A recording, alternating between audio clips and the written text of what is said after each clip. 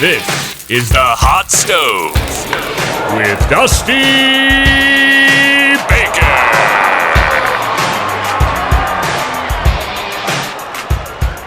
You are watching the Hot Stove Trade Deadline Edition. The St. Louis Cardinals have ascended through the ranks in the NL Central, and now they are battling for a playoff spot and also a division title as well. While, of course, this is a very talented team and they played great baseball in the second half, there are still notable holes on that team. One key hole that I see at this time, they could desperately use a player that can play multiple positions, a utility-like player.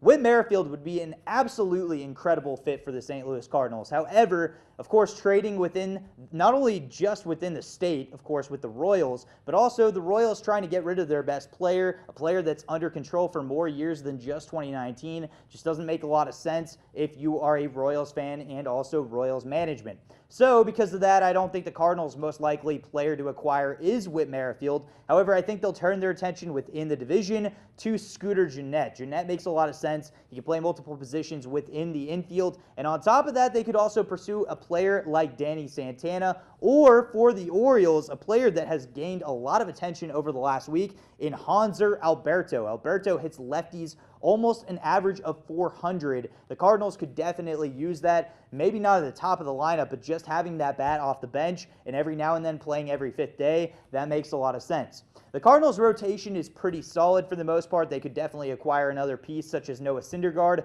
And now with the Mets acquiring Marcus Stroman, it seems like the Mets and also the Cardinals could possibly work something out and bring Syndergaard to St. Louis. I think at the end of the day, the most likely player that will be headed to the St. Louis Cardinals at this time will be coming from Cleveland. Trevor Bauer makes a whole heck of a lot of sense. The Cardinals have the prospects to divvy it up for them. And then on top of that, he would help be a number one or number two for them as they move forward. He's got some control moving forward as well. They have the money. They can pay him. It's a perfect marriage at this time. And after Bauer decided to throw the ball over center field after having frustrations on Sunday, it seems like the Indians may consider sending him away. The Cardinals have pieces that can help win for the Indians now. It could make perfect sense. I think Trevor Bauer is on his way to St. Louis by July 31st.